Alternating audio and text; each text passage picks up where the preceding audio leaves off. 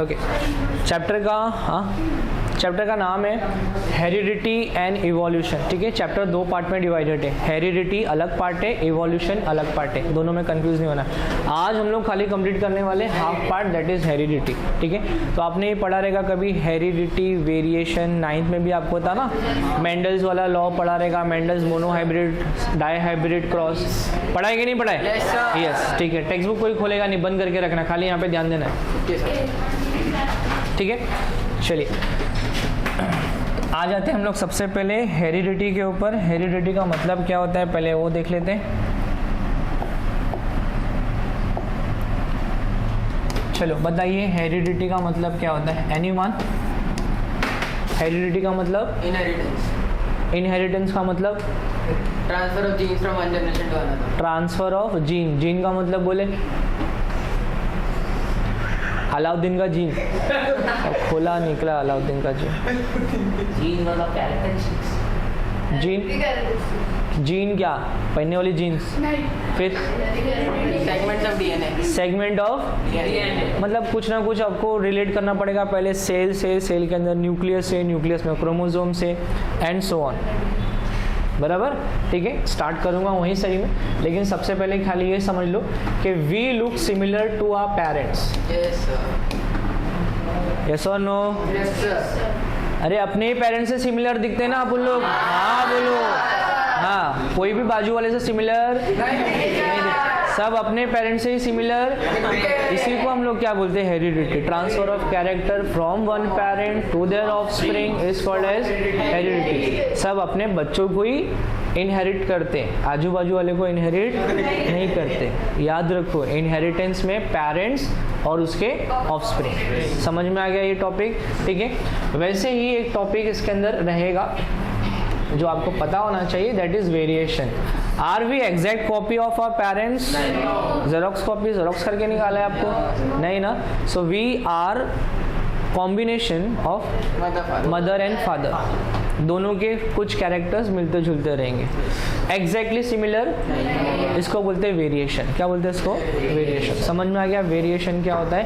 Okay, now let us begin with the very basic part of this chapter and that is what is actually the heredity. So मैंने यहाँ पे एक diagram रखा है। Human being का cell है, cell के अंदर न्यूक्लियस है और न्यूक्लियस में ये रंग बिरंगा अर्थवॉर्म नहीं है, क्रोमोसोम है। क्या है? क्रोमोसोम। तो बोलेंगे अर्थवॉर्म है, ठीक है? क्या है? क्रोमोसोम्स। ठीक है, और क्रोमोसोम्स के अंदर आपको क्या मिलता है? डीएनए। क्या मिलता है? डीएनए। ह्यूमन बीइंग में टोटल 48 क्रोमोसोम होते हैं, एम आई राइट? 46 क्रोमोसोम्स होते हैं। कितने पेयर्स हो गए? 23 पेयर्स हो गए। कितने पेयर्स हो गए? 23 पेयर्स ऑफ क्रोमोसोम्स हो गए। याद रखो 23 पेयर्स। अच्छा, ये हर सेल में होते हैं कि कुछ सेल्स में होते हैं? हर सेल में 23 पेयर्स ऑफ क्रोमोसोम्स। ठीक है, और इन क्रोमोसोम्स के अंदर 2 कैटेगरीज होती है। एक होता है ऑटोजोम और एक होता है एलोजोम। क्या होता है? Autosomes and एलोजोम्स। ऑटोजोम्स जो होता है वो सबके लिए सेम होता है। ऑटोजोम्स क्या होता है? सबके लिए सेम होता है। कितने ऑटोजोम्स होते हैं? 22 पेयर्स। मतलब टोटल कितने हो गए? 44। ठीक है, अब 46 में से 44 गए, कितने बचे? तो 2 क्रोमोसोम या 1 पेयर बोल सकते हो आपके क्या होते हैं? एलोसोम्स। एलोसोम्स मेल के लिए अलग होते हैं, एलोसोम्स फीमेल के लिए अलग होते हैं। मेल के जो एलोसोम्स होते हैं उसमें होता है XY मेल के लिए, ये मेल का सिंबल है। ठीक है, और फीमेल के लिए जो होता है वो होता है XNX, ये फीमेल के लिए होता है। समझ में आ गया? ठीक है, क्रोमोसोम्स क्या होता है मैंने बता दिया, राइट? अब क्रोमोसोम्स कहाँ होता है वो भी देख लीजिए। तो ये आपका न्यूक्लियस है, ये सेल है पूरा। ठीक है, सेल के अंदर ये जो अंदर वाला भाग है, this is called as nucleus. क्या बोलते हैं? न्यूक्लियस। और न्यूक्लियस के अंदर क्या है? क्रोमोसोम्स। क्रोमोसोम्स अगर मैंने अभी मेरा सेल निकाला और माइक्रोस्कोप में देखा तो क्या मुझे क्रोमोसोम्स दिखेगा? दगड़न्नू नहीं दिखेगा। क्यों नहीं दिखेगा? क्योंकि मैंने बताया था क्रोमोसोम्स कौन से स्टेज में रहेगा? अरे पागलों, क्रोमैटिन फाइबर की तरह पूरा बिखरा हुआ रहेगा। हाँ, ये आपका न्यूक्लियस है और न्यूक्लियस के अंदर इस तरीके से आपको क्रोमैटिन फाइबर नजर आएगा। But during the time of cell division, जब सेल डिवीजन का वक्त होता है, at that time this chromatin fibre will be condense to form chromosomes. समझ में आया? ठीक है, ये कंडेंस हो जाएगा, अपने आप को कॉइल कर लेगा और कॉइल करके कौन सा स्टेज बन जाएगा? क्रोमोसोम। और क्रोमोसोम का एक धागा मैंने खींचा, अपने को उंगली करने की आदत है ना? तो क्रोमोसोम का एक धागा खींचने के बाद में फिर उसको आपने देखा माइक्रोस्कोप के अंदर, तो माइक्रोस्कोप में देखने के बाद में कुछ स्ट्रक्चर आपको ऐसा नजर आएगा। मॉडरेटर है हिंदी के, चले गए, हाथ दिखा के, ठीक है, आप इधर देखो। ऑलराइट, तो ये डीएनए, क्या ये डीएनए, इसी को थोड़ा और खींच डाला, अच्छे से देखा तो ऐसा कुछ दिखता है। तो डीएनए का स्ट्रक्चर आपने बचपन में भी पढ़ा रहेगा।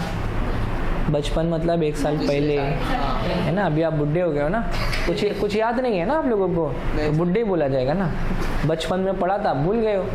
अरे पागलो, अभी 2-3 महीने पहले पढ़ा था आप लोगों ने डीएनए का स्ट्रक्चर। किसने इन्वेंट किया था? इन्वेंट नहीं, किसने डिस्कवर किया था?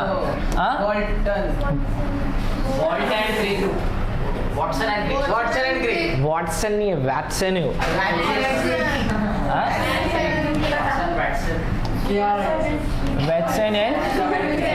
Watson and Crick. कौन है? Watson and Crick. इन्होंने बताया कि जो डीएनए होता है ये हेलिकल होता है, कॉइल्ड होता है, ठीक है। और ये डीएनए के बीच में जो पैरिंग्स दिख रहा है, इसको हम लोग बोलते हैं बेस पैर। क्या बोलते हैं? बेस पैर। और दोनों बेस पैर के बीच में दिख रहा है एक जॉइंट है यहाँ पर, ठीक है, हर जगह पे देखो ऐसा जॉइंट है यहाँ पे, ऐसा। ये हाइड्रोजन बॉन्ड्स है। और एक्चुअली ये आपने स्टडी किया रहेगा कि डीएनए में 3 चीजें होती हैं। कौन बड़बड़ा रहे रे?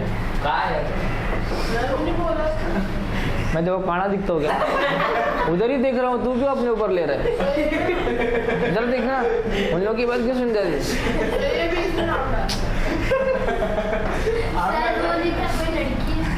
डीऑक्सीराइबोज शुगर, पेंटोस ग्रुप, ठीक है, या phosphate group, deoxyribose sugar, phosphate group, और एक थर्ड चीज इसके अंदर होती है वो है नाइट्रोजिनस बेस। क्या है? नाइट्रोजिनस बेस 2 टाइप के होते हैं, एक होता है प्यूरीन, एक होता है पाइरिमिडीन, ठीक है। और इन दोनों में अगर आप कुल मिला के नाइट्रोजिनस बेस देखेंगे तो 4 होते हैं, एक adenine, thymine, cytosine, guanine. A T, C, and G. A is for adenine, T is for thymine, C is for cytosine, and G is for guanine. ठीक है, याद रहे AG अलग है और TC, AG टेक केयर, ठीक है। लेकिन जब कभी बॉन्डिंग होता है ना, बॉन्डिंग, ठीक है, तो याद रहे ए का बॉन्डिंग हमेशा टी के साथ होता है और सी का बॉन्डिंग हमेशा जी के साथ होता है। बॉन्डिंग समझ में आ गया? बॉन्डिंग का मतलब, हाँ, ए का बॉन्डिंग टी के साथ, सी का बॉन्डिंग जी के साथ। ये हो गया आपका जो आपको पता होना चाहिए। जो पता नहीं है या है भी तो रिवाइज हो गया है अभी, ठीक है। चलो बताओ कितने क्रोमोसोम्स होते हैं आपकी बॉडी में? 46 में से कितने एलोसोम्स है? 22 एलोसोम्स है। आप हाइपरमैन हो क्या? सुपरमैन हो? हम लोग को तो एक ही है, एक पैर है, 2 पैर। 2 पैर नहीं है आपको? कितना? एक ही पैर है, ऐसा करके आते हो? हाँ? एक ही पैर है ना? 1 पैर मतलब 2। एक जोड़ी चप्पल मतलब कितनी चप्पल? 2 चप्पल। तो 1 पैर ऑफ क्रोमोसोम मतलब कितने क्रोमोसोम्स? आपके पास XX है क्या XY है? XY बैठ जाइए, अभी नहीं भूलना कभी भी। हाँ, बच्चे हुए तक याद रखना, उनको भी पढ़ाने का है, ठीक है। चलो समझ में आ गया। ये क्या अंडू गुंडू बनाया मैंने बीच में? क्रोमैटिन, क्रोमैटिन फाइबर, क्या बोलना है? Chromatin fibre, good. अब इसके बाद में यहाँ पे देखो आप लोग, हेरिडिटी एंड हेरिडिटी इवोल्यूशन, ये जस्ट आप रीड भी करोगे तो मतलब काफ़ी है, क्योंकि मैंने आपको ऑलरेडी बहुत कुछ बता दिया है। बट यहाँ पे कुछ महान शख्सियत लोगों की बारे में लिखा हुआ है, लाइक जिन्होंने डीएनए को डिस्कवर करने में योगदान दिया है। हाँ सर, ठीक है। McCarthy है, इधर भी है, मैक्लॉइड, अवेरी, McCarthy, कोलिन, ठीक है। ये लोगों ने मतलब, अभी तो हम सीधा स्टडी करते हैं ना डीएनए, लेकिन डीएनए इतना अंदर है। पहला तो सेल है, सेल में न्यूक्लियस है, न्यूक्लियस के अंदर क्रोमैटिन है, वो फिर क्रोमोसोम बनता है, उसमें डीएनए, उसके अंदर जीन है, जीन में पता नहीं क्या क्या चीज़ें है ना। इतनी सब चीज़ें उन लोगों ने ढूंढी, बताई। वैटसन एंड क्रिक को तो उसके ऊपर नोबेल प्राइज़ भी मिला है, उसका स्ट्रक्चर डिज़ाइन करके दिखाने के लिए, ओके। और बाकी ये लोग तो एकदम पागल हो गए थे, बौखला गए थे, मतलब क्या है जो पेरेंट्स से उनके बच्चों में आता है। बाद में पता चला भाई साहब वो जीन है, ठीक है। हाँ, तो वो जीन अपने अभी भी समझ में नहीं आता ना, वो जीन बहुत कुछ है, मतलब ऐसा जीन छोटा वर्ड है, बट जीन के ऊपर ना जब आप आगे स्टैंडर्ड में होगे इतनी मोटी मोटी किताबें पढ़नी पड़ेंगी खाली जीन के ऊपर, ठीक है। ह्यूमन बींग में इतने सारे जीन है, वो अलाउद्दीन का जीन नहीं, ये वाला जीन, ठीक है। अच्छा, जीन का बेसिक मतलब क्या होता है, देखिए यहाँ पे लाइक मैंने यहाँ पे एक डीएनए का स्ट्रक्चर ड्रॉ किया, ठीक है। रंग बिरंगा क्यों आ गया भाई? अरे सर उसके पीछे से कर।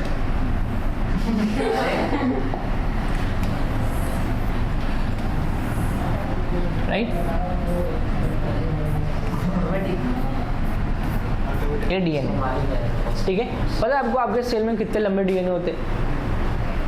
एक सेल जो दिखता भी नहीं है उसके अंदर हो सकता है 1 मीटर का डीएनए हो। मीटर इतना लंबा, यस, ठीक है। तो डीएनए सेल के अंदर होता है, वो भी 1-1 मीटर का डीएनए हो सकता है, छोटा भी हो सकता है, बड़े भी डीएनए हो सकते हैं, ठीक है। डिपेंड करता है टाइप ऑफ सेल के ऊपर, समझ में आया? अब इसके अंदर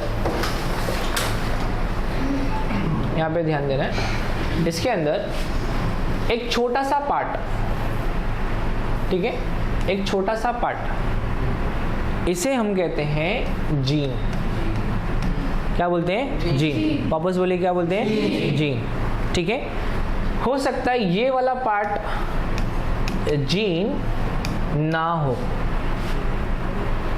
फिर हो सकता है ये वाला पार्ट जीन हो। आप बोलेंगे ये क्या मजाक है ना? देखो मैंने लिखा A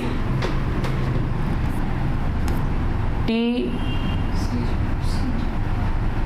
A K E, फिर K I T E, यहाँ पे C A P I,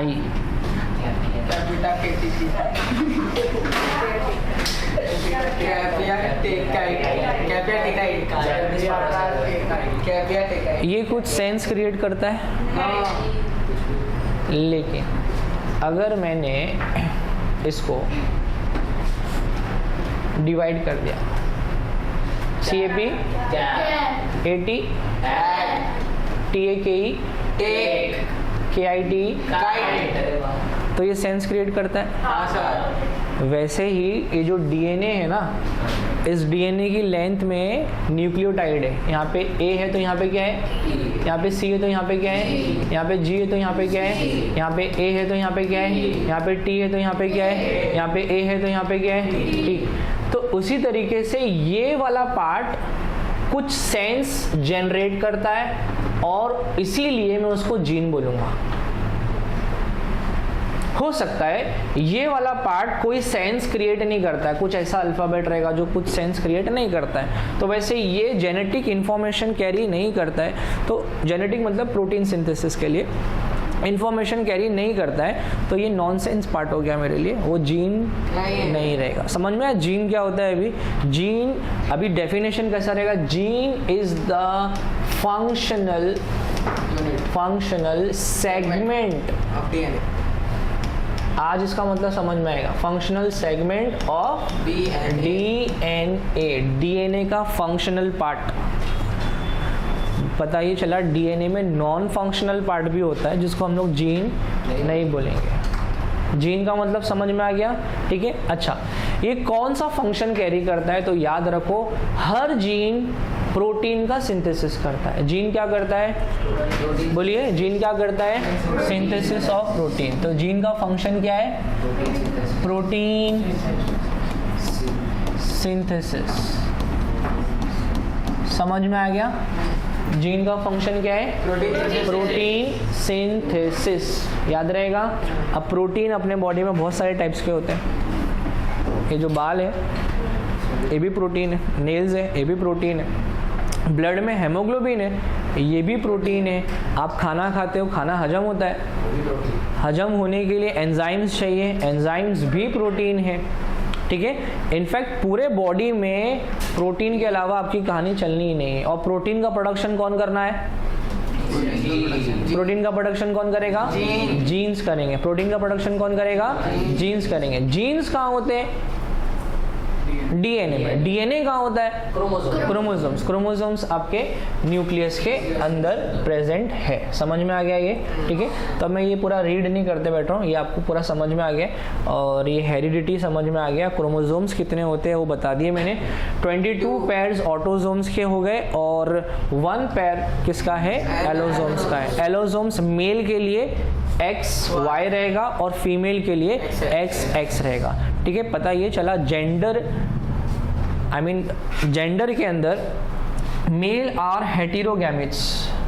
mail के पास X क्रोमोसोम भी है और Y क्रोमोसोम भी है, बट फीमेल के पास खाली X और X क्रोमोसोम है। तो बेचारी वो जो ओवम प्रोड्यूस करेगी उसमें सिर्फ एक ही टाइप का क्रोमोसोम रहेगा। कौन से टाइप का क्रोमोसोम रहेगा? X, ठीक है।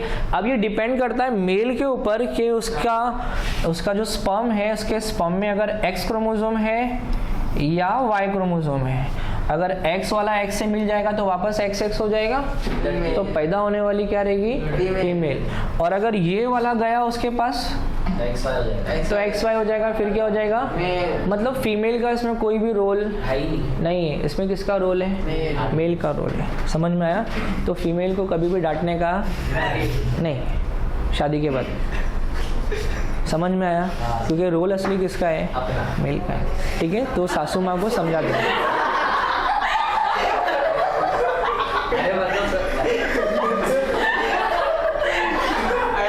क्लियर है इतना?